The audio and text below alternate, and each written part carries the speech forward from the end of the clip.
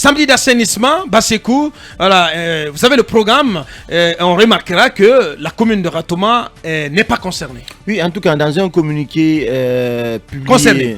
Bien. Ouais, dans un communiqué publié par le ministère de l'Administration du Territoire et de la Décentralisation, le ministre Mori Kondé invite les populations de Conakry et de l'intérieur du pays à se joindre à cette troisième journée d'assainissement citoyenne, donc initiée, qui est logiquement la suite logique d'une initiative prise par le président Alpha Condé.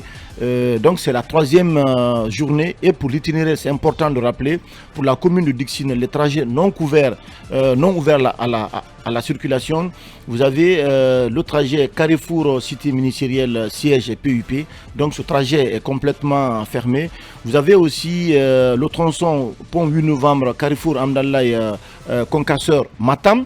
Ce tronçon est aussi fermé à la circulation. Ça, c'est du côté de Dixine. Alors, si vous venez à Matam, les trajets non ouverts à la circulation, vous avez les tronçons Moussodougou-Bounfi et puis une bonne partie également de l'autoroute. Donc, ces trajets restent fermés à la circulation. Du côté de la commune de Matoto, les trajets non ouverts à la circulation, vous avez donc l'autoroute qui traverse la commune de Matoto, donc qui est complètement fermée. Ouais. Et vous avez les transversales T1, T2 et T3 également qui restent fermés à la circulation. Ouais. Et quels sont les axes concernés dans la commune de Ratoma? Vous l'avez rappelé? Alors, dans le document qui est parvenu... Peut-être nous peut nous aider là-dessus. Allez-y, nous. Alors, pour ce qui est de Ratoma, on parle d'abord de la route Le Prince, ensuite l'axe Lambagne-Amdallaye.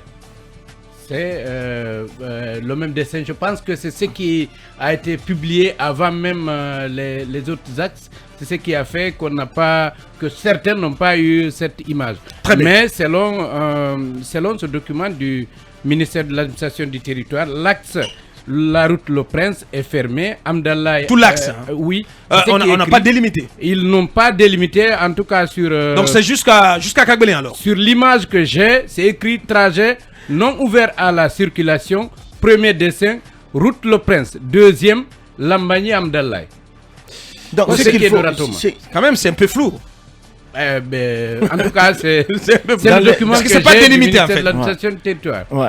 En fait, parce que quand vous fermez les deux axes, vous avez bloqué tout. Vous avez bloqué Ratoma. En fait, dans les commentaires, ce qu'il faut ajouter, c'est que depuis la deuxième journée, nous constatons quand même que les observations qui ont été faites par les journalistes et de nombreux citoyens ont été notamment prises en compte par le ministère de l'Administration du Territoire. Quelle observation? Oui, parce qu'on a dit qu'on ne pouvait pas fermer carrément la circulation de 8h à 12h à cause des malades. Il y a quand même un allègement. Donc, il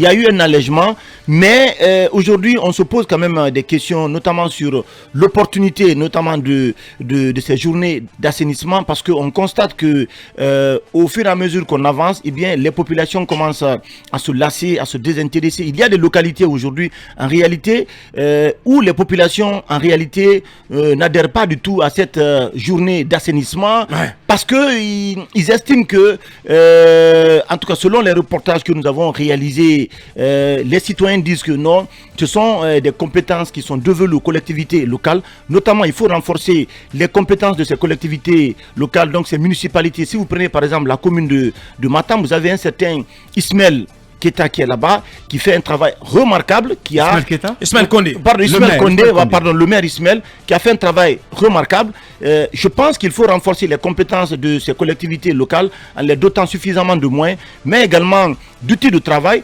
Parce que si on doit réussir l'assainissement en Guinée, je pense que les communes de Conakry et les communes de l'intérieur du pays ont un rôle déterminant, assez capital à jouer pour vraiment réussir la question de l'assainissement en Guinée. Bien, allez-y, Mohamed Ali.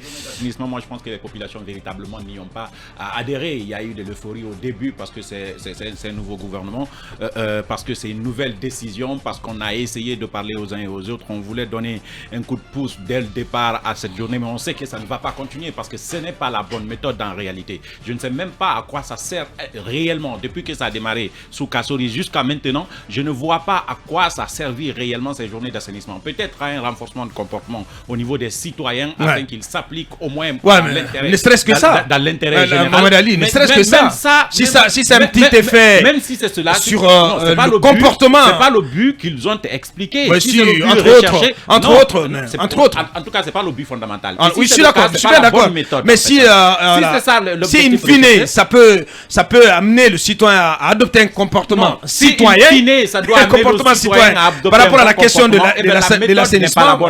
C'est ce que je suis en train de dire. Oui, mais tu ne peux pas dommer sur tout quand même. C'est ce que je suis en train de dire parce qu'on a essayé. Maintenant, en ce qui concerne la commune de Ratoma, soit c'est une légèreté, soit c'est une priorité pour la commune de Ratoma quand on ferme la commune. Parce que quand on dit, effectivement, on l'a remarqué dans la commune de Ratoma, il est écrit que la route de Prince est fermée complètement. Fermée à la circulation. Donc, du coup, la corniche également entre. Parce que quand on dit la route de Prince, c'est de Amdalaï. À Kagbele. Donc, c'est complètement bien fermé. entendu. Mais c'est la même chose aussi remarquée du côté de Matoto. Parce que l'autoroute est fermée, il n'y a que 3 transversales qui sont qu'on y a ajouté en quelque sorte. Et quand vous fermez Lambani, vous avez dit Lambani Amdalaï, c'est que Ratoma, la commune est totalement fermée. Mais sortons de ça, Abakar. L'assainissement, c'est pas une question de moi, c'est une question de tous les jours. Mais pourquoi ne pas doter nos mairies des moyens, puisque ça fait partie de leurs compétences. Tout à fait. Mais attendez, on envoie ici en tout cas des camions, tout ce que vous savez, on les pack soit dans les camps militaires ou au palais du peuple. Mais pourquoi faire? Mais Abakar, c'est que vous ne comprenez pas, l'assainissement c'est une question de sous.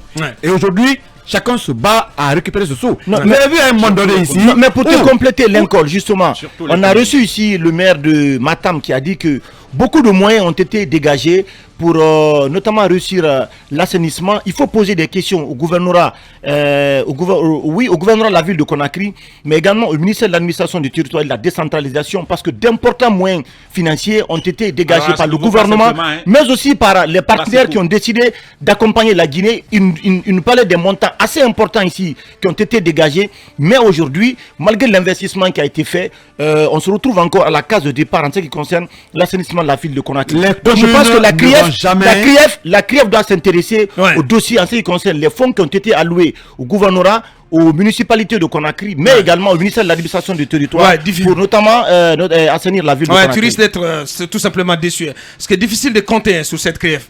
Allez, Mirador, continue.